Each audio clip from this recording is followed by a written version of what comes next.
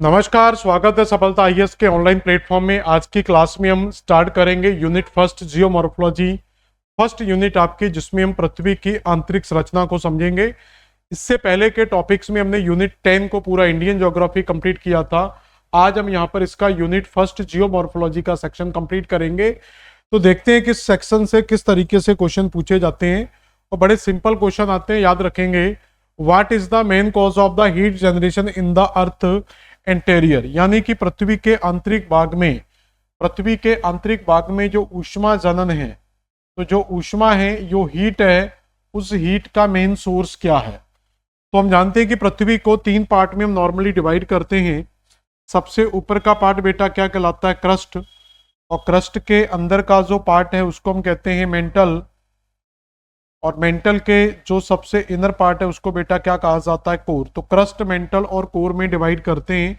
और इसी मेंटल वाले चैम्बर में एक चैम्बर होता है जिसको कहते हैं मैग्मा। और इसी मैग्मा में जब रेडियोधर्मी पदार्थों की उपस्थिति बढ़ जाती है, जब इसी के अंदर रेडियोधर्मी पदार्थ यानी कि रेडियो एक्टिव सब्सटेंस बढ़ जाते हैं, ये पॉजिटिव होते हैं, तो इनसे क्या होती है? हीट या एनर्जी कह सकते हैं। तो इनसे एक एनर्जी रिलीज होती है और इसी एनर्जी से क्या बनती? हीट। और उस हीट से उठने वाली तरंगों को, जब कोई जगह सरफेस गर्म होती है, हीटेड होती है, तो उससे उठने वाली तरंगों को कहते हैं संवहनी तरंगें, यानी कि कन्वेक्शनल तरंग। तो क्वेश्चन का मीन्स क्या है यहां पर कि पृथ्वी के इंटीरियर पार्ट में जो हीट जनरेशन होता है उसका मेन सोर्स क्या है। तो उसका मेन सोर्स जो है, तो रीजन है कन्वेक्शनल करंट और सोर्स है हमारे पास रेडियो एक्टिव सब्सटेंस, तो रेडियो सक्रिय पदार्थ। तो ये पहले में दिया रेडियो एक्टिव सब्सटेंस, आप इससे आंसर निकाल सकते हैं। तो आपका ए आंसर बिल्कुल सही हो जाएगा। Conversion of the radio active materials and gravitational force into the thermal energy, और पृथ्वी के अंदर उत्पन्न होने वाली थर्मल एनर्जी। तो इन कारणों से पृथ्वी के अंदर क्या होता है? ऊष्मा पैदा होती है। और इसी कन्वेक्शनल करंट के अंदर, इसी कन्वेक्शनल करंट के कारण जब ये कन्वेक्शनल करंट ऊपर उठती हैं तो ये पृथ्वी को मूवमेंट पैदा करती हैं। तो पृथ्वी के क्रस्ट में, जिसको हम लास्ट में एक टॉपिक पढ़ेंगे प्लेट, तो प्लेट टेक्टोनिक जब हम पढ़ेंगे तो प्लेट टेक्टोनिक में पढ़ा जाएगा due to convectional plate plate movement start होगा। तो प्लेटों का जो मूवमेंट स्टार्ट होता है वो किसके कारण आता है? वो इसी के कारण आता है। निम्नलिखित कथनों पर विचार कीजिए तथा दिए गए कथन के सही उत्तर को चुनिए। क्रस्ट की निचली परत के नीचे भूकंपी तरंगों के वेग में क्रमिक वृद्धि होती है। दूसरा दिया, क्रस्ट की निचली परत की चट्टानों का औसत घनत्व क्रस्ट की ऊपरी परत से अधिक होता है। पृथ्वी के बाह्य अत्रम यानी कि कोर गलित और मोल्टेड अवस्था में ही पृथ्वी के मेंटल और अंतरम कोर की सीमा को निर्धारण करने वाली। तो पूरे का पूरा एक ही क्वेश्चन के अंदर पूरा समाहित हो गया आपका interior structure of the earth. तो इनको एक एक पॉइंट की बात करते हैं। तो जब हम अर्थ के क्रस्ट की बात करते हैं तो इसको हम 3 भागों में डिवाइड करते हैं। सबसे ऊपरी भाग का भाग क्या कहलाता है? क्रस्ट। क्रस्ट के बाद कहलाता बेटा मेंटल, और मेंटल का अंदर का भाग क्या है? कोर। तो 3 पार्ट में हम डिवाइड करते हैं। पहला स्टेटमेंट कह रहा है कि भूकंपी तरंगों के वेग में क्रमिक वृद्धि होती है। तो भूकंपी तरंगों में वृद्धि होती है नीचे जाने पर, लेकिन क्रमिक वृद्धि नहीं होती, ये कभी ज्यादा होगी कभी कम होगी। तो ये स्टेटमेंट हमारा क्या होगा? गलत होगा। क्रस्ट की निचली परत की चट्टानों का औसत घनत्व ऊपरी, तो ये हम जानते हैं कि जब पृथ्वी की सतह के ऊपर से नीचे जाते हैं तो जो घनत्व है, तो घनत्व में क्या होगी? घनत्व में हमेशा वृद्धि होगी। तो सरफेस से नीचे जाएंगे तो क्या होगा? डेंसिटी आपकी बढ़ती जाएगी। तो इसका मतलब ये स्टेटमेंट क्या होगा? सही है। निचली परतों की जो डेंसिटी है वो ज्यादा होगी और ऊपर की परतों की डेंसिटी कम हो जाएगी। अगला दिया, पृथ्वी का बाह्य आत्रम कोर गलित मोल्टेड अवस्था में है। जो कोर वाला पार्ट होता है बेटा, इसको हम 2 भागों में डिवाइड करते हैं। एक पार्ट है आउटर कोर और एक कहलाता है आपका इनर कोर। तो आउटर कोर जो है ये आपका मोल्टेड स्टेज में मिलता है और जो इनर कोर है ये आपका सॉलिड स्टेज में मिलता है। तो इसका मतलब ये स्टेटमेंट आपका सही हो जाएगा। तो पहला स्टेटमेंट अगर गलत है तो हमारा पहले वाला आंसर क्या पूछा है? कौन से सही है? तो इसी से अपन ढूंढ लेते हैं। तो ये वाला आंसर तो नहीं आएगा क्योंकि इसमें 1 दिया है, इसमें 1 दिया है। तो ऑप्शन आपका 3 और 4 या 2 और 3 होगा। तो 2 और 3 हमारे दोनों राइट है यहाँ पर। तो आपका 2 और 3 आंसर ही आएगा, क्योंकि चौथे तक पहुंचने की नौबत ही नहीं आएगी, क्योंकि दूसरा स्टेटमेंट हमारा सही है और सही वाला इन दोनों ही ऑप्शंस में नहीं दिया है। तो हमारा आंसर मैं अंदाजे से लगा दे रहा हूं, बी आंसर सही होगा। क्योंकि ये गलत क्यों होगा? पृथ्वी के मेंटल अंतरम कोर की सीमा निर्धारण करने वाली, यानी कि मेंटल और कोर, तो ये मेंटल है और ये कोर है, तो मेंटल और कोर के बीच में जो डिसकंटिन्यूटी आएगी, तो यहां पर कुछ डिसकंटिन्यूटी मिलती है। जैसे सबसे पहले आपको मिलेगी अपर क्रस्ट और लोअर क्रस्ट के बीच में कॉनरोड, फिर उसके बाद मोहो, फिर आपको रेपटी। तो यहां पर जो आंसर आना चाहिए मेंटल और कोर के बीच में, वो रेपटी आंसर आना चाहिए था, मोहो नहीं आएगी। ठीक है, तो ये डिसकंटिन्यूटीज है, यहां पर आप देख सकते हैं। तो सबसे पहली जो डिसकंटिन्यूटी मिलती है उसको कॉनरोड के नाम से जाना जाता है। ये कॉनरोड जो डिसकंटिन्यूटी बेटा, ये आपको अपर क्रस्ट और लोअर क्रस्ट के बीच में मिलती है। फिर क्रस्ट और मेंटल के बीच में, ये पूरा क्रस्ट लेयर है, क्रस्ट के नीचे पूरा मेंटल है, उसको कहा जाता है मोहो डिसकंटिन्यूटी। और फिर अपर मेंटल और लोअर मेंटल के बीच में जो मिलती है उसको रेपटी के नाम से जाना जाता है। फिर अपर क्रस्ट और मेंटल के बीच में जो मिलती है वो गुटेनबर्ग आएगी। तो यहाँ पर आंसर जो है गुटेनबर्ग होना चाहिए, लेमन से भी सही आंसर आएगा यहाँ पर गुटेनबर्ग। ये गुटेनबर्ग डिसकंटिन्यूटी को दिखा रहा है। और उसके बाद आउटर कोर और इनर कोर के बीच में आती है वो आपकी Lehmann discontinuity.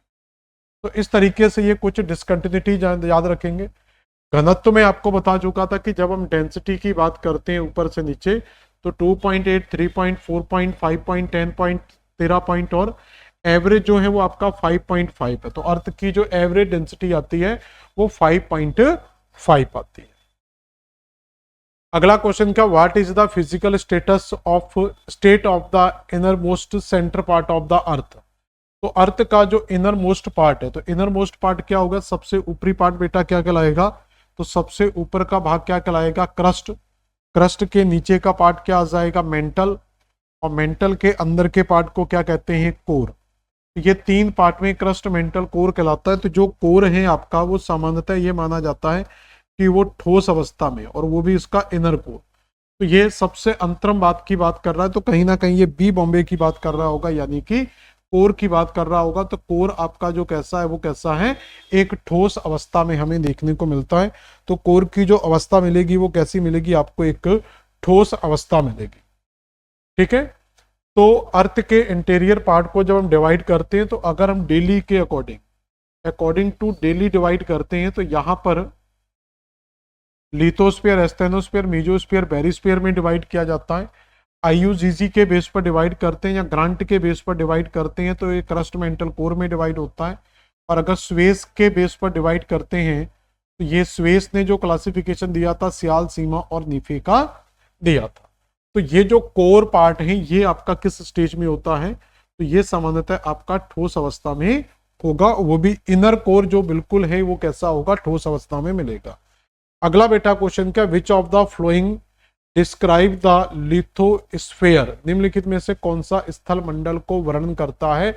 Which of the following describe the lithosphere, तो लिथोस्फेयर को कौन वर्णित करता है? Upper and lower mantle, crust and core, crust and upper mantle, mantle and core. तो लिथोस्फेयर का मीन्स क्या होता है इसको समझे। तो ये पूरी अर्थ का पार्ट है, इसका सबसे ऊपर का जो पार्ट है इसको सामान्यतः हम बोलते हैं क्रस्ट, और क्रस्ट के नीचे का जो पार्ट है उसको हम बोलते हैं मेंटल, और मेंटल के अंदर का जो पार्ट है उसको कहा जाता है कोर। तो ये तीन पार्ट में डिवाइड होता है बेटा, क्रस्ट, मेंटल और कोर। और इसी क्रस्ट के अंदर सिलिका और एल्यूमिनियम की प्रधानता होती है, इसलिए इसको सियाल कहते हैं। मेंटल में सिलिका और मैग्नीशियम की प्रधानता होती है, इसलिए इसको सीमा कहते हैं। इसमें निकेल और आयरन की मात्रा ज्यादा होती है, तो इसलिए इसको नीफे के नाम से जाना जाता है। लेकिन यहाँ पर आपको जो क्वेश्चन है वो ये है, तो क्रस्ट को के नीचे का जो पार्ट होता है उसको दो पार्ट में डिवाइड करते हैं, अपर मेंटल और लोअर मेंटल। कोर को डिवाइड करते हैं आउटर कोर और इनर कोर। ऐसे क्रस्ट को भी आप दो भागों में डिवाइड कर सकते हैं, अपर क्रस्ट और लोअर क्रस्ट। इस मेंटल का जो ऊपरी भाग है ये वाला जो यहां तक है, अपर मेंटल का भी ये जो अपर वाला पार्ट है बेटा ये, तो अपर मेंटल का भी जो अपर वाला पार्ट है बिल्कुल ये आपका सॉलिड होता है, इसको कहा जाता है अपर रिजिड मेंटल। यानी कि अपर मेंटल का वो पार्ट जो एक रिजिड फॉर्म में, रिजिड फॉर्म का मतलब एक सॉलिड फॉर्म में है। तो ये पूरे का पूरा जो एरिया है यहां से यहां तक, यानी कि ये पूरा जो एरिया है आपका, तो इसमें आपका क्या आ जाएगा, तो ये पूरा जो स्ट्रक्चर रहेगा यहां से यहां तक, जिसमें आपका पूरा क्रस्ट और अपर रिजिड मेंटल आएगा, इसको बेटा कहा जाता है लिथोस्फेयर। लिथोस्फेयर का मतलब ये होता है, स्फीयर का मतलब होता है मंडल, लिथो का मतलब होता है रॉक्स। अब ये जो इसके बाद जो स्ट्रक्चर बचेगा यहां से, तो ये जो स्ट्रक्चर बचेगा अपर मेंटल का, इसको कहा जाता है एस्थेनोस्फेयर। और उसके बाद ये जो एरिया आएगा यहां से यहां तक का लोअर मेंटल का, इसको कहा जाता है मीजोस्फेयर। और इसके सबसे जो लोअर पार्ट होगा ये क्रस्ट वाला जो भाग है, तो इस क्रस्ट वाले भाग को कहते हैं बेरी स्फीयर। तो इस तरीके से हम इसको अलग अलग स्फीयर में डिवाइड कर सकते हैं। तो इसका कहने का मतलब है कि जो लिथोस्फीयर है उसमें क्रस्ट और अपर रिजिड मेंटल आता है।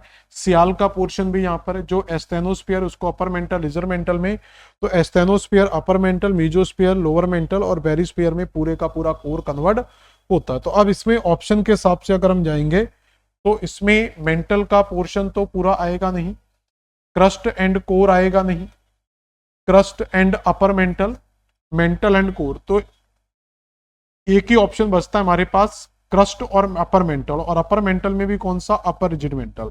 लेकिन ऑप्शन के हिसाब से जाएंगे तो ऑप्शन और कोई मैच नहीं करता, तो हमारा बी ऑप्शन क्या होगा यहां पर, बिल्कुल सही हिसाब, सॉरी सी ऑप्शन बिल्कुल सही हो जाएगा। पृथ्वी में नीफे परत किन तत्वों की प्रधानता होता है, तो नीफे के नाम से ही क्लियर है। तो नीफे में जो होता है वो एक तो आपको निकिल मिलेगा और दूसरा आपको फेरस मिलेगा। तो निकिल और फेरस यानी कि आयरन की मात्रा यहाँ पर सबसे ज्यादा मिलेगी। और स्ट्रक्चर ये आपको अर्थ के कोर वाले पार्ट में मिलेगा, जिसको बेरी स्फीयर के नाम से भी जाना जाता है। तो बेरी स्फीयर, कोर और नीफे, ये तीन नाम मिलते हैं, अलग अलग लोगों के द्वारा इनका क्लासिफिकेशन किया गया था। तो यहाँ पर बेटा हमारा जो सही आंसर आएगा वो निकिल और आयरन आ जाएगा। निकिल और आयरन आपका बिल्कुल सही आंसर होगा। अगला बेटा क्वेश्चन क्या है, the most accurate evidence about the earth interior is obtained from. तो अर्थ की आंतरिक संरचना को, अर्थ की जब हम आंतरिक संरचना की बात करते हैं तो अर्थ की आंतरिक संरचना को जानने के हमारे पास कई साधन होते हैं। तो आंतरिक संरचना को जानने के कई साधन हैं, कुछ प्रत्यक्ष हैं, कुछ अप्रत्यक्ष हैं और कुछ हमारे पास सोर्स होते हैं। तो जैसे ज्वालामुखी उद्गार की बात करें, ये एक हमारे पास नेचुरल सोर्स है। इससे भी हम, क्योंकि ज्वालामुखी उद्गार जब भी अर्थ के इंटीरियर पार्ट से वोल्केनो का इरेप्शन होगा, तो उस वोल्केनो इरेप्शन से जब मैग्मा बाहर आएगा तो उस मैग्मा की स्टडी करके हम ये बता सकते हैं कि अर्थ के इंटीरियर पार्ट से जो मैग्मा निकला है, तो इस मैग्मा की स्टडी से ये तो क्लियर हो सकता है कि इसमें गैस निकला है, लिक्विड निकला या सॉलिड निकला। तो जो भी फॉर्म इसमें बाहर निकलेगा उसी बेस पर हम ये आइडिया लगा सकते हैं कि हमारे अर्थ का इंटीरियर पार्ट किस अवस्था में मिलता है। लेकिन ये नहीं मालूम पड़ेगा कि ये किस वाले पार्ट से आया। ये जो यहां से मटेरियल बाहर निकल कर आया है, ये क्रस्ट से निकला है, मेंटल से निकला, कोर से निकला। इसलिए ये एक बेस्ट एविडेंस है, लेकिन एक बहुत अच्छा फाइनल एविडेंस नहीं है। दूसरा, डेंसिटी, प्रेशर और टेम्परेचर, इस आधार पर भी निकाल सकते हैं डेंसिटी, टेम्परेचर और प्रेशर। क्योंकि अर्थ के सरफेस में जब हम ऊपर से नीचे की ओर जाते हैं तो डेंसिटी बढ़ती है, टेम्परेचर बढ़ता है, प्रेशर बढ़ता है। तो जब टेम्परेचर, प्रेशर और डेंसिटी में वेरिएशन हमें देखने को मिलते हैं, क्योंकि टेम्परेचर भी बढ़ने की जो दर होती है वो भी अलग अलग होती है।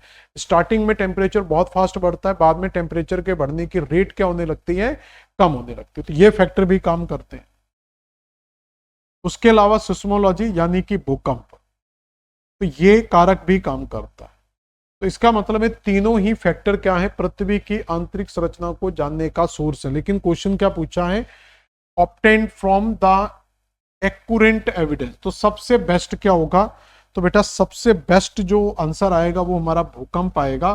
तो वैसे तो हमें ज्वालामुखी लगता है, ज्यादातर लोग इसको ज्वालामुखी आंसर लगाते हैं।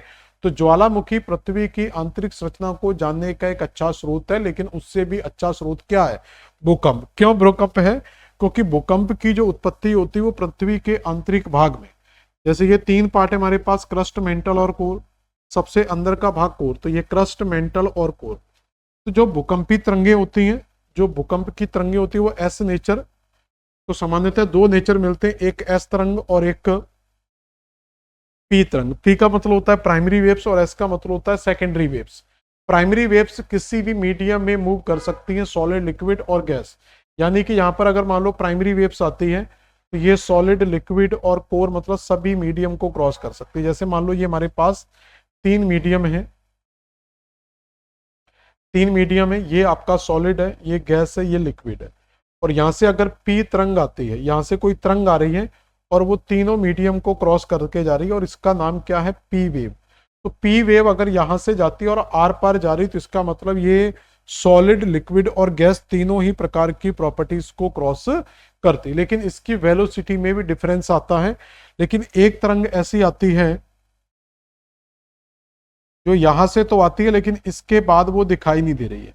इसके बाद ये जो है, जहां मान लो कि ये गैस में भी जा रही है लेकिन लिक्विड में आपको दिखाई नहीं दे रही है, तो जो तरंग लिक्विड में दिखाई नहीं देगी वो तरंग कौन सी होगी बेटा, एस तरंग आपकी लिक्विड फॉर्म में नहीं जाती, ओनली सॉलिड फॉर्म में ही जाएगी। तो इसका मतलब हमें मालूम पड़ गया कि अर्थ का ये वाला जो पार्ट है, ये पार्ट कैसा है, एक लिक्विड फॉर्म में होगा, क्योंकि इसके आगे एस तरंग विजिबल नहीं हो रही। तो एस तरंगे भूकंप की तीव्रता के आधार पर और उसमें कौन सी तरंग किस माध्यम से ऊपर जाती है, तो वो एक बेस्ट सोर्स होता है हमारे पास ज्वालामुखी की जगह भूकंप। ठीक है, अगला क्वेश्चन देखें। Which of the following is correct matched गुरुमंडल, स्थल मंडल और तापमंडल। तो जब हम पृथ्वी के इंटीरियर पार्ट की बात करते हैं तो मैं अभी आपको बता चुका था कि पृथ्वी के इंटीरियर पार्ट को हम तीन भागों में डिवाइड करते हैं। सबसे पहला पार्ट होता है आपका क्रस्ट, उसके बाद मेंटल और मेंटल के बाद कोर। फिर इसको हम अपर क्रस्ट और लोअर क्रस्ट में डिवाइड कर सकते हैं। मेंटल को अपर मेंटल और लोअर मेंटल में डिवाइड कर सकते हैं। कोर को आउटर कोर और इनर कोर में डिवाइड कर सकते हैं।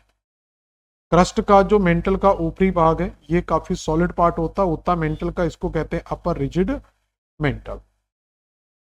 और इस पूरे स्फीयर को क्या बोला जाता है, इसको बोला जाता है लिथो स्फीयर। और ये जो है आपका दूसरा वाला जो पोर्शन है मेंटल का, अपर मेंटल का, इसको कहा जाता है एस्थेनोस्फीयर। एस्थेनोस्फीयर के बाद ये जो स्ट्रक्चर मिलता है इसको कहते हैं मीजोस्फीयर। और ये जो कोर वाला पोर्शन है बेटा सबसे नीचे ही, तो इस कोर वाले पोर्शन को कहा जाता है बेरिस्फीयर। अब ये क्वेश्चन पूछा गया है वो आपका एक तो लिथोस्फीयर पर दिया हुआ है, एक मीजोस्फीयर पर और एक थर्मोस्फीयर पर। तो थर्मोस्फीयर यानी कि तापमंडल कौन सा सही सुमलित है, तो तापमंडल 200 मीटर, स्थल मंडल 100 मीटर और गुरुमंडल 2780 मीटर। देखो लिथोस्फीयर की जो एवरेज डेप्थ होगी, लिथोस्फीयर की जो एवरेज डेप्थ आती है यहां तक, वो आप 100 किलोमीटर तक ले सकते हैं। तो लिथोस्फीयर की जो एवरेज डेप्थ है ये हम 100 किलोमीटर तक ले सकते हैं। ठीक है, तो एवरेज डेप्थ कितनी ले सकते हैं, 100 किलोमीटर तक ले सकते हैं। थर्मोस्फीयर जो होता है, तापमंडल जो होता है, ये आपका वायुमंडल से संबंधित है। तो थर्मोस्फीयर का संबंध किससे होता है, आयन मंडल। तो आयन मंडल जो हम पढ़ते हैं उसको ही थर्मोस्फीयर के नाम से कहा जाता है। तो इसकी हाइट ज्यादा होती है, मुझे एग्जैक्ट डेटा याद नहीं, लेकिन ये स्टेटमेंट आपका सही नहीं होगा। और बचा आपका स्थल मंडल, ये तो राइट था। और जो गुरुमंडल है यानी कि मीजोस्फीयर, तो मीजोस्फीयर आपका यहां तक मिलेगा। तो मीजोस्फीयर की यहां तक जो है ये आपकी लगभग 2900 किलोमीटर के लगभग डेप्थ मिलेगी। ये लगभग 2900 किलोमीटर के लगभग डेप्थ होनी चाहिए, तो ये स्टेटमेंट भी गलत है। तो केवल एक स्टेटमेंट सही है, केवल दो। तो दूसरा स्टेटमेंट सही है, बाकी के स्टेटमेंट यहाँ सही नहीं होंगे। तो यहाँ पर देख सकते हैं जो लिथोस्फीयर है ये 70 से 100 किलोमीटर तक आप ले सकते हैं। जो मेंटल वाला पोर्शन है ये 2900 किलोमीटर तक होता है। उसके बाद ये आपका कोर स्टार्ट हो जाता है, तो 5100, फिर 6371 किलोमीटर। ये अलग अलग हाइट आपको अलग अलग टाइप पे मिलेगी। स्थल मंडल संपूर्ण पृथ्वी के क्षेत्रफल का 29% है। इसके अंदर 3 मंडल, ऊपरी मंडल को भूपर्पटी, इसकी मोटाई 3 से होती, इसकी मोटाई महाद्वीपों महासागरों, तो छोड़ दो, इसकी जरूरत नहीं है। अगला क्वेश्चन क्या, which of the following layer is of the earth is correct order from the out to inner. तो आउटर में जाएंगे तो आउटर टू क्या पूछा है, फ्रॉम आउटर टू इनर। तो सबसे आउटर में मिलेगा क्रस्ट, मेंटल, कोर। ये सिंपल था, तो डी आंसर लगा सकते हैं, क्रस्ट, मेंटल और कोर। अगला बेटा क्वेश्चन क्या, on average the density of the earth interior. तो अर्थ की जो एवरेज डेंसिटी आती है वो कितनी आती है 5.5। तो अर्थ की जो एवरेज डिस्टेंस जो डेंसिटी मिलती है वो 5.5 मिलती है। यहाँ पर देखो मैंने ये बड़ा करके आपको दिखा दिया, अभी तक छोटे में था। तो अर्थ के अपर क्रस्ट की जो डेंसिटी है वो आपकी 2.8 है, लोअर क्रस्ट की डेंसिटी 3 पॉइंट है, upper mantle 4.4, lower mental 5.5, outer core 10 point और इनर कोर आपका और सेंटर पॉइंट में जो मिलता है 13.6। तो ये अर्थ की क्या होती है, एक एवरेज सभी मंडलों की अलग अलग डेंसिटी है। अर्थ की जो ओवरऑल डेंसिटी होती है वो आपकी 5.5 मानी जाती है, क्योंकि ये ऊपर और नीचे ये सेंटर में आ जाएगा। तो एवरेज डेंसिटी हम कितनी निकाल के चलते हैं, 5.5 निकाल के चलते हैं।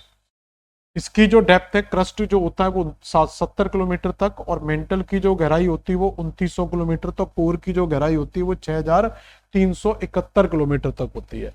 लेकिन जब हम क्रस्ट को डिवाइड करते हैं अपर क्रस्ट और लोअर क्रस्ट में, अपर मेंटल हो तो अपर मेंटल और लोअर मेंटल के बीच में जो एरिया आता है वो 700 किलोमीटर पर आता है, और 700 किलोमीटर पर जो डिसकंटिन्यूटी मिलती है वो रेपटी अशांति क्षेत्र मिलता है।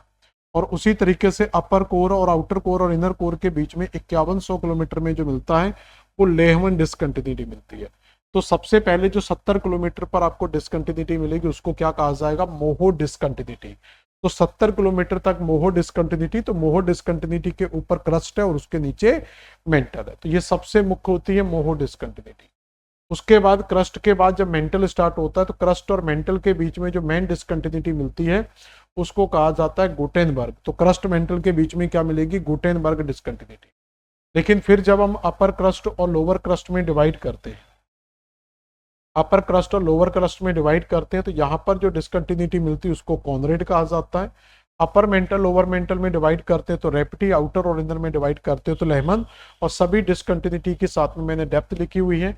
डेंसिटी इंक्रीज होगी, टेम्परेचर इंक्रीज होगा, प्रेशर भी इंक्रीज होगा। अगला क्वेश्चन क्या है, the Wiechert Gutenberg discontinuity is located between which of the following. तो ये गुटेनबर्ग डिसकंटिन्यूटी से क्वेश्चन बहुत अच्छे से ज्यादा पूछे जाते हैं। इसका सिंपल तरीका क्या होता है कि हम कैसे डिसकंटिन्यूटी को याद रख सकते हैं। तो सबसे पहले तो आपको अर्थ के इंटीरियर के बारे में याद होना चाहिए अगर आपको डिसकंटिन्यूटी याद रखनी है। तो इसमें अगर आप देखोगे सबसे ऊपर का पार्ट है क्रस्ट, उसके बाद मिलता है मेंटल और मेंटल के बाद कोर। हम फिर जानते हैं कि क्रस्ट को हम दो भागों में डिवाइड कर देते हैं, अपर क्रस्ट और लोअर क्रस्ट। मेंटल को भी हम 2 पार्ट में डिवाइड कर लेते हैं, अपर मेंटल और लोअर मेंटल, और इसको भी आउटर कोर और इनर कोर में डिवाइड कर देते हैं। तो upper crust, lower crust, upper mantle, lower mantle, outer core और इनर कोर में हम डिवाइड करते हैं। बस आपको यहाँ पर डिसकंटिन्यूटीज के नाम याद होना चाहिए। तो सबसे पहले आपको मुख्य डिसकंटिन्यूटी है वो याद होनी चाहिए। तो सबसे जो मुख्य डिसकंटिन्यूटी है वो पूरा क्रस्ट और मेंटल के बीच में मिलेगी। ये डिसकंटिन्यूटी किसके बीच में मिलेगी, ऊपर क्रस्ट है और नीचे मेंटल है। और ये जो डिसकंटिन्यूटी मिलेगी वो क्रस्ट और मेंटल। तो आपको पहले याद होना चाहिए कि क्रस्ट और मेंटल के बीच में, मेंटल और क्रस्ट कोर के बीच में कौन सी डिसकंटिन्यूटी मिलती है। तो यहाँ पर जो बेटा डिसकंटिन्यूटी मिलती है उसको कहते हैं मोहो डिसकंटिन्यूटी, और यहाँ पर जो डिसकंटिन्यूटी मिलती है उसको कहते हैं गुटेनबर्ग डिसकंटिन्यूटी। ये दो सबसे प्रमुख डिसकंटिन्यूटी होती है, मोहो और गुटेनबर्ग। लेकिन जब हम इसको डिवाइड करते हैं अपर क्रस्ट और लोअर क्रस्ट में तो यहाँ पर फिर से एक डिसकंटिन्यूटी आती है।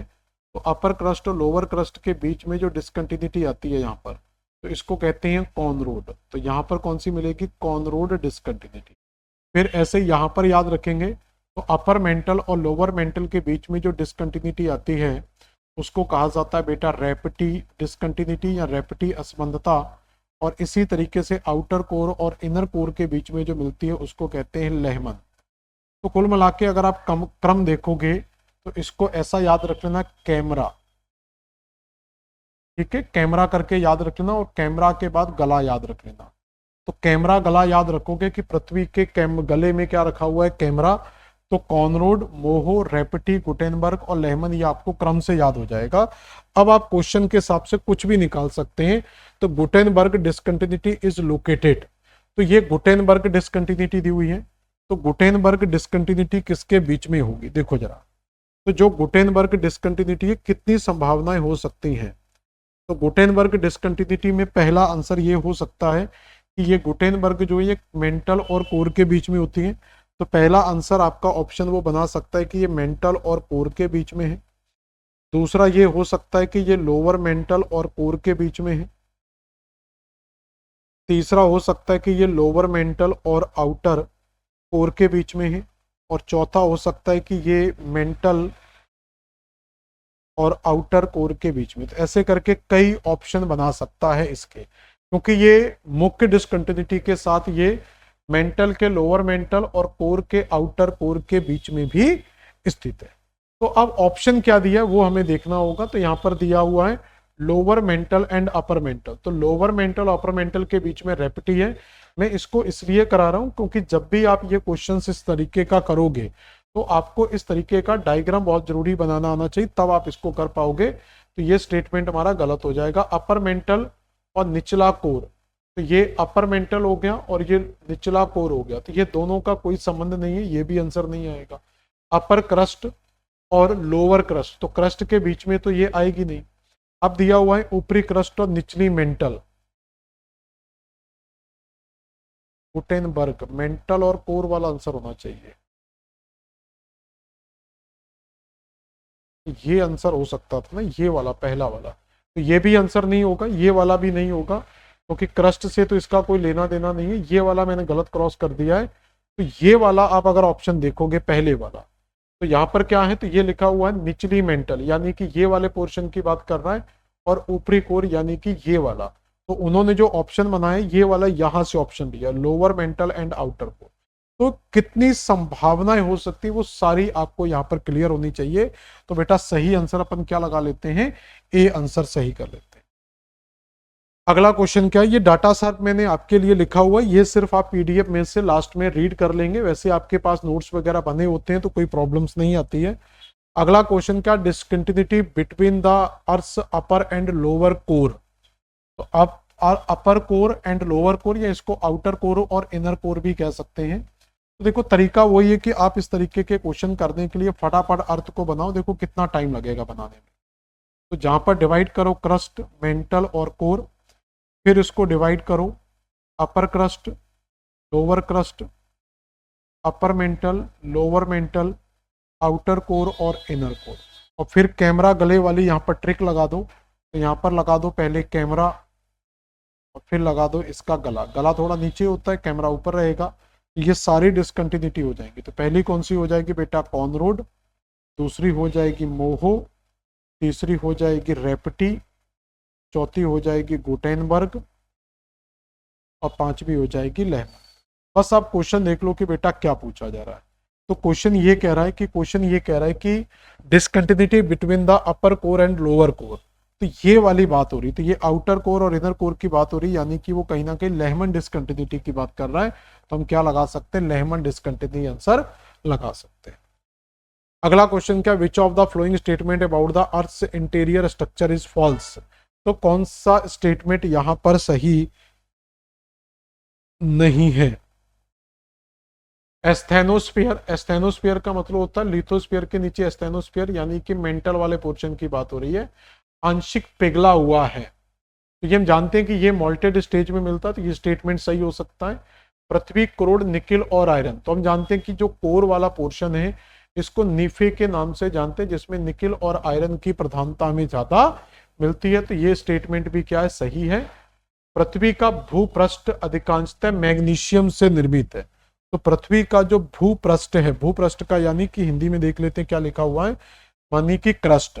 तो क्रस्ट में सिलिका और एल्यूमिनियम पाया जाता है, मैग्नीशियम नहीं पाया जाता। तो ये स्टेटमेंट हमारा वैसे भी गलत हो रहा, तो यही आंसर होना चाहिए। पृथ्वी का अधिकतर भाग मेंटल है, तो 80% से ज्यादा जो एरिया वो आपको मेंटल में मिलता है। तो ये स्टेटमेंट आपका सी आंसर आ जाएगा। एस्थेनोस्फीयर आंशिक पिघली अवस्था में है, the asthenosphere is molted stage, ये सही है। लिथोस्फीयर की मोटाई 100 किलोमीटर है, तो लिथोस्फीयर यानी कि क्रस्ट वाला पोर्शन है, इसकी मोटाई अबाउट 100 किलोमीटर, ये भी सही हो सकता है। महाद्वीपीय क्रस्ट मुख्यतः ग्रेनाइट से बनते हैं, इसमें थोड़ा भी डाउट है, इसको क्लियर नहीं करेंगे। The earth core is mainly compressed of magnesium, तो मैग्नीशियम से नहीं बनता, निकिल और Fe से बनता है, यानी कि आयरन से बनता है। इसमें जो मिलेगा Ne और Fe मिलेगा, तो यानी कि नीफे का प्रोडक्शन यहाँ पर हमें मिलेगा। तो ये स्टेटमेंट हमारा गलत है। पूछा क्या है, सही कारकों का चयन करें, तो डी तो हमारा गलत है, तो डी वाला आंसर हटा देते हैं। तो एक ही ऑप्शन बचा हमारा ए बी सी। ठीक है, तो एक ही ऑप्शन बचा आपका ए बी सी। ठीक है, महाद्वीपीय क्रस्ट मुख्यतः ग्रेनाइट का बना होता है और जो महासागरीय क्रस्ट होता है वो बेसाल्ट का बना होता है। ठीक है, तो ये स्टेटमेंट भी आपका सही है। तो देखो एक चीज से हमारे सारे आंसर आ जाते हैं। Which of the following is the major elements of the earth crust. देखो जब भी हम एलिमेंट्स की बात करेंगे, एलिमेंट आपको अर्थ पर दो फॉर्म में मिलेंगे। कौन कौन से दो फॉर्म? एक तो ओनली क्रस्ट की बात होगी, क्रस्ट ओनली। ठीक है, और दूसरी जो बात होती है वो आपकी कंप्लीट अर्थ की बात होती है, वूल अर्थ। तो वूल अर्थ का मतलब होगा कि इसमें क्रस्ट, मेंटल और कोर। ठीक है, इसको एंटायर अर्थ भी बोल देते हैं। तो ये ओनली क्रस्ट, और दूसरा तरीका होता है हमारा एंटायर अर्थ। तो जब ओनली क्रस्ट पर आपसे पूछा जाए तो इसके लिए ट्रिक याद रखना, ओसियाल फेका एक साथ लिख लेना। तो ओसियाल फेका में जैसे ही आप जाओगे तो आपको 5 शब्द मिलेंगे। उससे हो जाएगा आपका ऑक्सीजन, फिर सिलिकॉन, फिर आपका एल्यूमिनियम, फिर आपका आयरन, Fe से आयरन, और C से क्या बन जाएगा? कैल्शियम बन जाएगा। इस तरीके से ये 5 शब्द आते हैं। अगर आपसे बेटा क्वेश्चन पूछा गया है कि कंप्लीट अर्थ पर क्या है, तो उसके लिए याद रखना फ्यूसी मेन या फ्यूसी मनी करके याद रख लेना। यहाँ से फ्यूसी मनी यानी कि 5 शब्द आपको फिर से मिल जाएंगे। तो सबसे ज़्यादा क्या मिलेगा आपको? Fe यानी कि आयरन, उसके बाद आपको ऑक्सीजन, फिर आपका सिलिकॉन, फिर उसके बाद आपका मैग्नीशियम,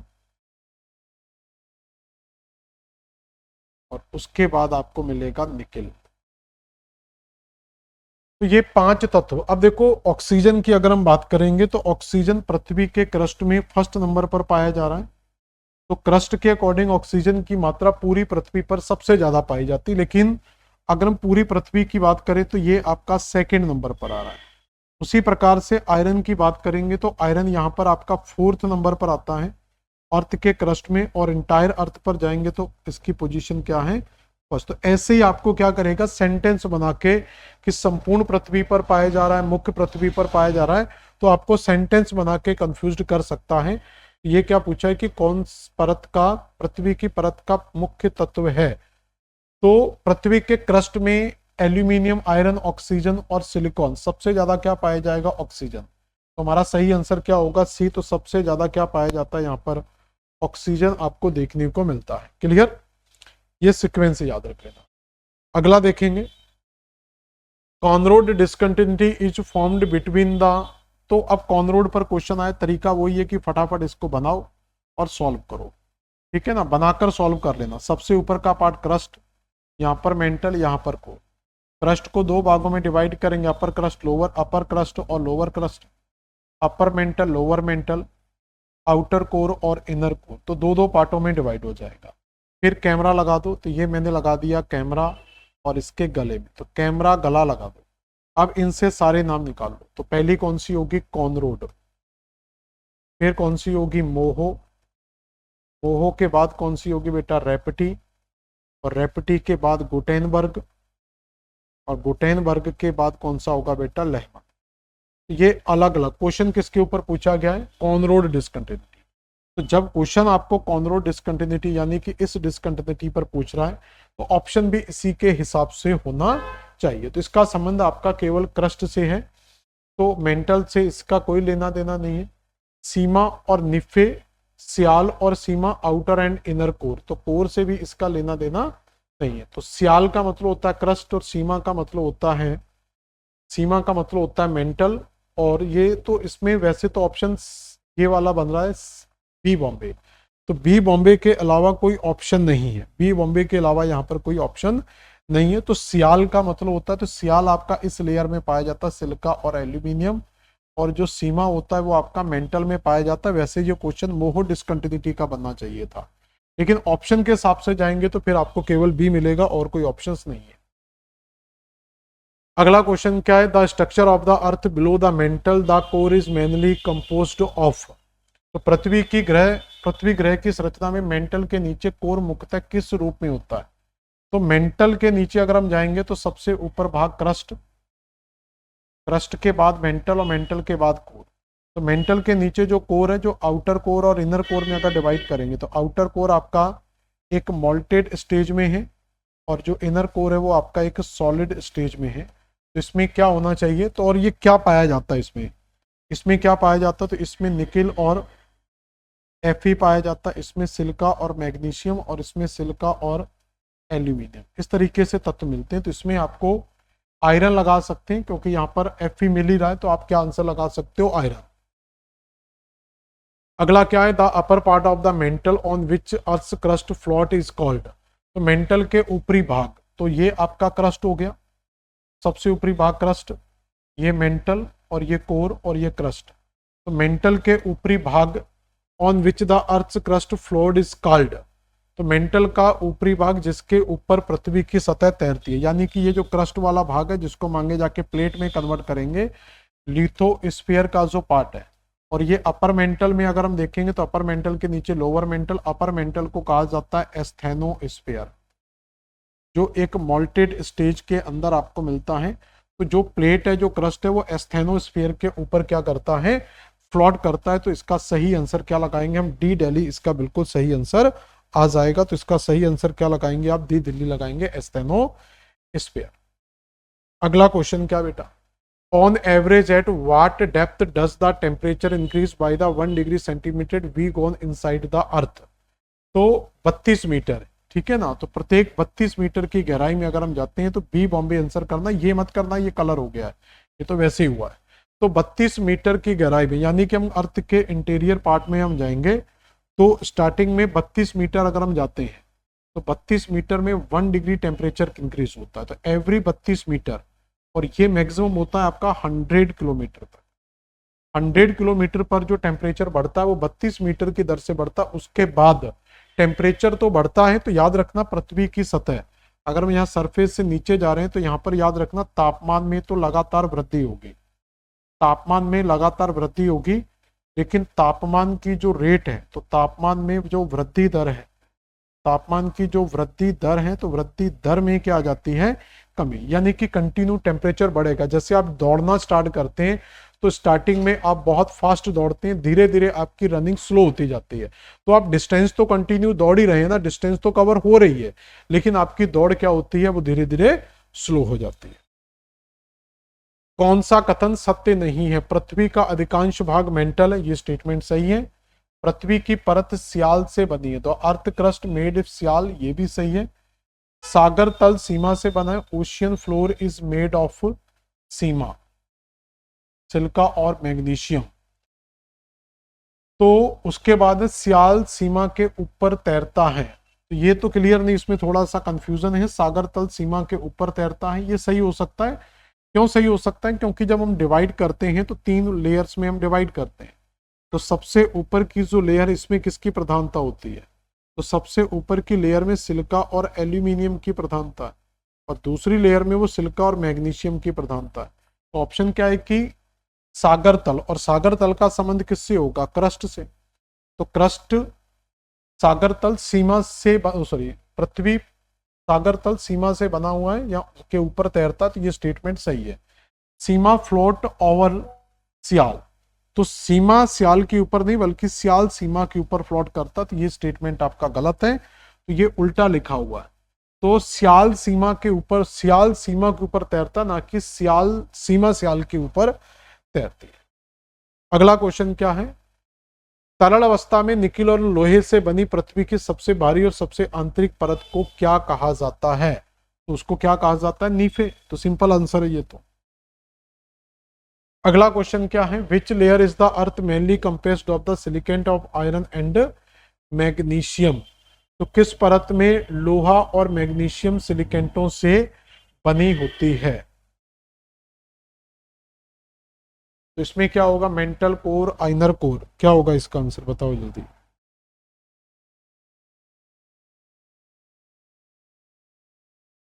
तो इसमें थोड़ा सा ये कि सिलिका मैग्नीशियम आ रहा है, तो वैसे तो हम सिलिका और मैग्नीशियम को पढ़ते हैं सीमा, तो इसमें आयरन दिया हुआ है लेकिन मैग्नीशियम दिया हुआ है, तो मैग्नीशियम का संबंध किससे होता है, आपका मेंटल से, तो मेंटल आंसर लगा।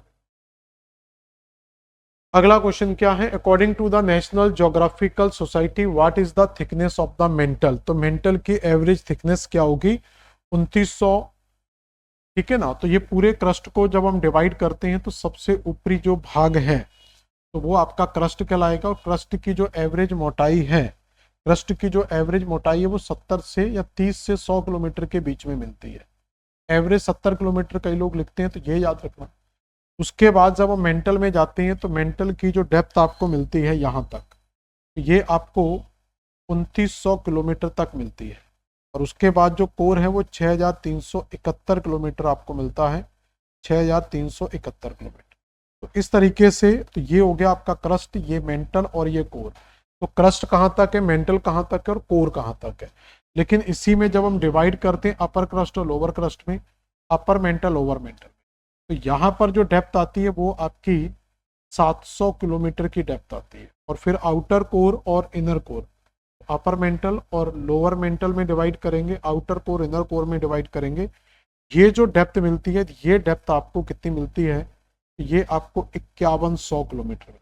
ठीक है। और सबकी असंबद्धताओं के नाम मैं आपको बता चुका था, तो इसका अभी आंसर आप लगा लेंगे कौन सा, ए। क्लियर। अगला देखेंगे क्वेश्चन क्या है। अगला क्वेश्चन है कि विच of the flowing part of earth is the hottest. तो पृथ्वी का कौन सा भाग सबसे ज्यादा गर्म होता है।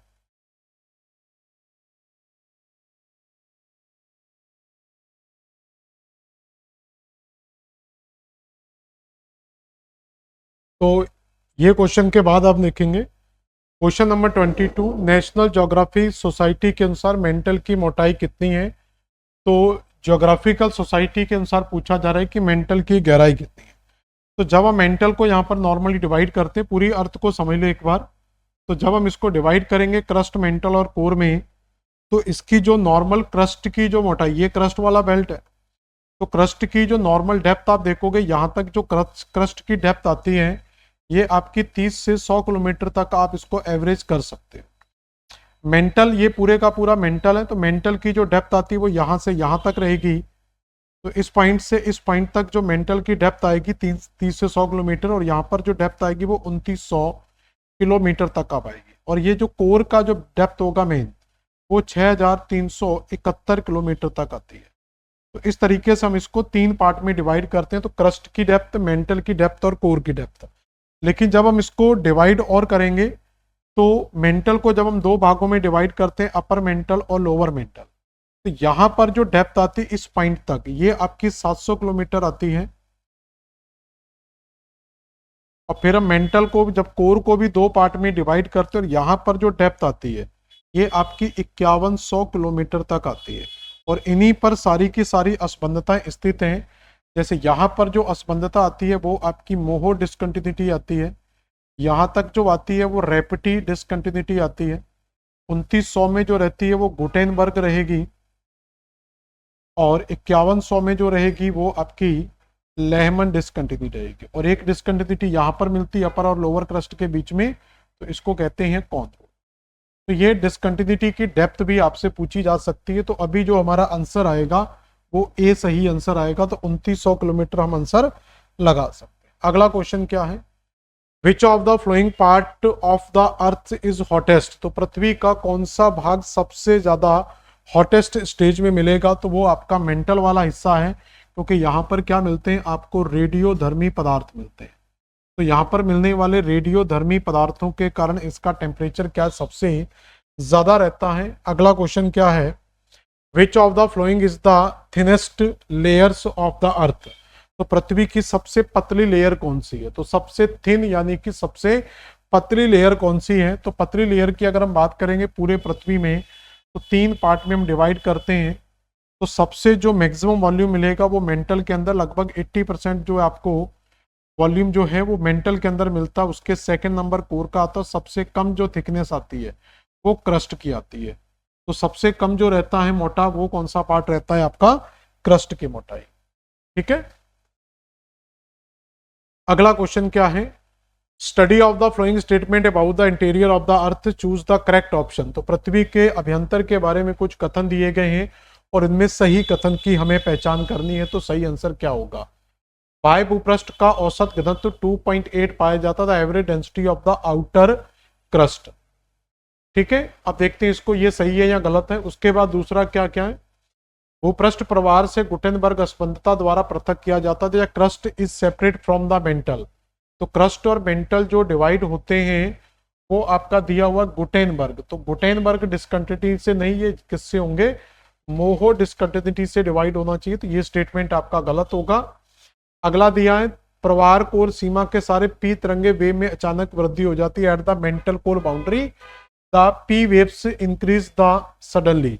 तो जब कोई वेव एक माध्यम से दूसरे माध्यम में प्रवेश करती है तो उसमें वृद्धि होना स्वाभाविक होता है, तो ये स्टेटमेंट आपका सही हो सकता है। तो सेकंड पहले गलत है, तो क्या पूछा है कि सही उत्तर की पहचान करना है, तो पहले तो सेकंड वाली ऑप्शन हटाओ, यहां सेकंड दिया, यहां सेकंड दिया, तो बचा 1 3 और 3 4। 4 को देख लेते हैं, पृथ्वी का आंतरिक कोरोड गलित अवस्था में पाया जाता है, the inner core of the molted stage. तो ये कोर को हम दो भाग में डिवाइड करते हैं, तो आउटर जो कोर है ये आपका इनर कोर है, तो इनर कोर जो है ये आपका सॉलिड स्टेज में होता है और आउटर कोर आपका मोल्टेड स्टेज में होता है। तो ये स्टेटमेंट आपका क्या है, गलत है। तो अब आपका चौथा स्टेटमेंट भी गलत हो गया, तो अब बचे आपके पास 1 और 3। तो बाह्य पृष्ठ का औसत घनत्व 2.8 के लगभग, तो डेंसिटी थोड़ा एवरेज में चल जाएगा, तो ये लगभग सी आंसर आप लगा सकते हैं। क्लियर हो गया। अगला क्वेश्चन क्या है, पृथ्वी पर सर्वाधिक आयतन द्रव्यमान कहां पाया जाता है, तो पृथ्वी का सबसे ज्यादा वॉल्यूम कहां पर पाया जाता है, तो इसका सही आंसर क्या होगा, तो मेंटल वाले भाग में सबसे ज्यादा एरिया और सबसे ज्यादा वॉल्यूम आपको देखने को मिलता है। तो सबसे ज्यादा एरिया सबसे ज्यादा वॉल्यूम आपको कहां मिलेगा बेटा, मेंटल वाले रीजन में मिलेगा। दूसरा पॉइंट क्या है, तो ये दिया हुआ है लगभग आयतन का 83% और द्रव्यमान का 68% मेंटल में पाया जाता है। धरातल से भूगर्भ की ओर जाने पर तापमान औसत प्रत्येक 32 मीटर पर 1 डिग्री बढ़ता है, तो ये सही है। तो जब हम पृथ्वी की स्टार्टिंग में पृथ्वी के अंदर जाते हैं तो हर 1 डिग्री पर 32 मीटर टेम्परेचर में क्या होती है, वृद्धि होती है। 32 मीटर पर 1 डिग्री टेम्परेचर बढ़ता है और कंटिन्यू नीचे जाने पर तापमान लगातार बढ़ता ही चला जाता है, लेकिन तापमान के बढ़ने की दर में कमी आती है। पृथ्वी का बाह्यतम परत में सिलिका और एल्यूमिनियम की बहुलता होती है। तो outer layers of the crust silica and aluminium यानी कि सियाल की प्रधानता होती है, और ये बात कहीं ना कहीं क्रस्ट की कर रहा होगा, तो ये स्टेटमेंट भी सही कर सकते हैं। भू कोर का जो घनत्व है वो 10 से 12 यानी कि density of the core between 10 से 12, ये स्टेटमेंट भी सही हो सकता है। भूगर्भ में भूकंपी तरंगों का संचार समान गति से होता है, तो भूकंपी तरंगों का जो संचार है वो कभी भी कंटिन्यूअस नहीं होता है, इनकी स्पीड वेलोसिटी में हमेशा कमी आती है या वृद्धि होती है, तो ये स्टेटमेंट गलत होगा। तो 1 2 3 स्टेटमेंट आपके सही हैं, तो 1 2 3 आपका बी बॉम्बे आंसर बिल्कुल सही आएगा। तो सही आंसर क्या लगाएंगे हम, बी बॉम्बे। अगला क्वेश्चन क्या है, मोहो स्केल निम्नलिखित में से किसका मापन किया जाता है, तो मोहो डिस्कंटिन्यूटी हम अभी तक पढ़ चुके थे। तो मोहो स्केल से क्या किया जाता है, तो लिथोस्फीयर की स्टडी की जाती है, यानी कि चट्टानों से संबंधित होगा।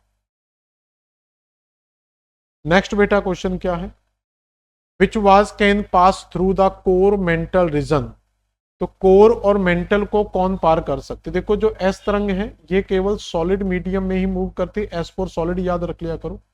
पी तरंगे सॉलिड लिक्विड गैस कोई भी मीडियम को क्रॉस कर सकती है, तो इसका मतलब कोर मेंटल रीजन में क्रॉस कर रही तो वो आपकी प्राइमरी वेव्स होगी, क्योंकि सेकेंडरी तो मेंटल में प्रवेश करेगी ही नहीं। तो सही आंसर क्या हो जाएगा आपका, प्राइमरी वेव्स सही आंसर होगा। नेक्स्ट क्वेश्चन क्या बेटा देखें जरा, at what depth in the earth are solid material found in a molted stage, पृथ्वी की किस गहराई में ठोस पदार्थ तरल अवस्था में मिलते हैं।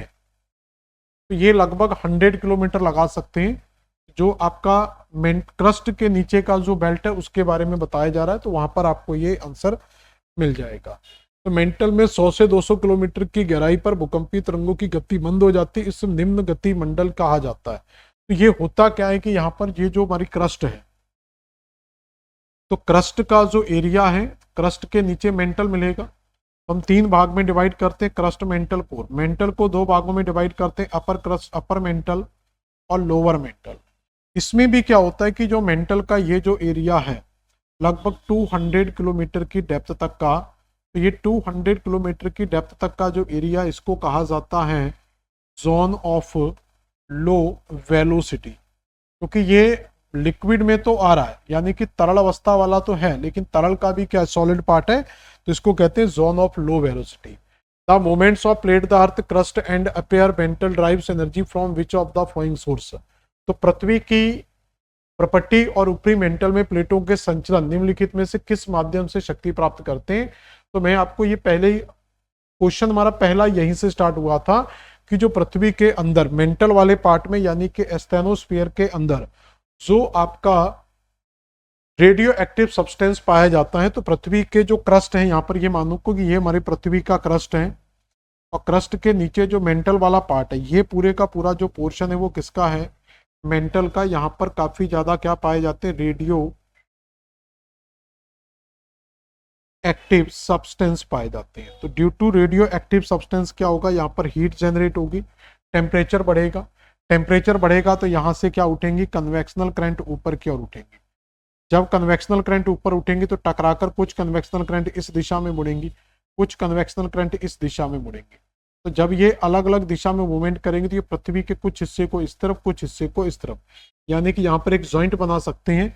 तो पृथ्वी के जो प्लेट्स में मूवमेंट पैदा होता है वो इन्हीं रेडियो एक्टिव सब्सटेंस से बनने वाली कन्वेक्शनल करंट के कारण होता है। किन विद्वानों ने क्रस्ट के नीचे पृथ्वी के आंतरिक भाग को 3 परतों सियाल, सीमा और नीफे में डिवाइड किया था। तो ये स्वेस का वर्गीकरण हम पढ़ते हैं। तो ये वर्गीकरण मैंने अलग अलग आपको बताया था कि जब हम स्वेस के वर्गीकरण के, तो जो मेन वर्गीकरण है वो हमारा ये होता है। तो इसका वर्गीकरण international union of geodesy and geophysics यानी कि IUGG के द्वारा दिया गया है, और ग्रांट के जो क्लासिफिकेशन का आधार है वो यही है। तो ग्रांट ने क्रस्ट, मेंटल और कोर, इसको 3 पोर्शंस में डिवाइड करके रखा हुआ है। और इसी क्रस्ट में, तो क्रस्ट के अंदर सिलिका और एल्यूमिनियम की मात्रा होती है, मेंटल में सिलिका और मैग्नीशियम की, कोर में नीफे की प्रधानता होती है। तो ये जो तत्वों के आधार पर, यानी कि इसका जो केमिकल बेस है वो स्वेस के द्वारा बताया गया था। और इसी को मंडलों में जो डिवाइड किया था, जैसे क्रस्ट को डिवाइड किया गया था लिथोस्फीयर के फॉर्म में, ये इसका मैकेनिकल फॉर्म है, डेली के अनुसार डिवाइड किया था। मेंटल में 2 पार्ट इसमें देखे गए थे, अपर मेंटल और लोअर मेंटल। तो जो अपर मेंटल था उसको लिथोस्फीयर और लोअर मेंटल को मीजोस्फीयर, और पूरे के पूरे कोर को बेटा क्या कहा जाता है, बेरी स्फीयर के नाम से जाना जाता है।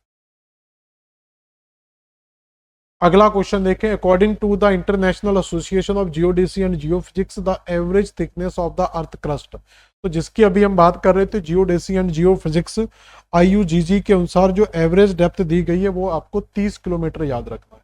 तो IUGG ने इसकी जो डेप्थ दी थी वो 30 किलोमीटर दी थी। If the earth were made up the rocks of uniform density through them, अगर पृथ्वी एक ही प्रकार के घनत्व वाली चट्टानों से बनी होती या एक ठोस पार्ट होती तो क्या होता।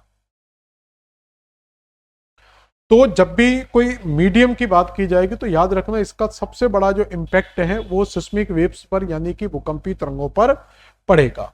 तो जब मीडियम एक ही होगा, कोई वेव अगर यहां से जा रही है तो इस वेव को अगर एक ही मीडियम मिल रहा तो इसके माध्यम में कभी भी विचलन देखने को, रिफ्लेक्शंस आपको देखने को नहीं मिलेंगे। तो भूकंपी लहरें असमान गति से पृथ्वी के कोर तक एक सीधी रेखा में पहुंचती, कंटिन्यूटी में पहुंचती, तो ये आंसर नहीं होगा। भूकंपी लहरें समान गति से पृथ्वी के कोर तक पहुंचती, तो ये आंसर सही होना चाहिए। भूकंपी लहरें असमान गति तो आएगा नहीं, तो समान गति तो आएगी, भूकंप की समान गति से वृत्ताकार मार्ग में अवतरण करती, तो बिल्कुल स्ट्रेट चलती है ये। तो ये बिल्कुल बी आंसर आपका सही हो जाएगा, तो इसका कोई भी इंपैक्ट नहीं पड़ेगा। तो अगला क्वेश्चन है, which elements dominate the formation of the earth's inner layer, यानी कि नीफे।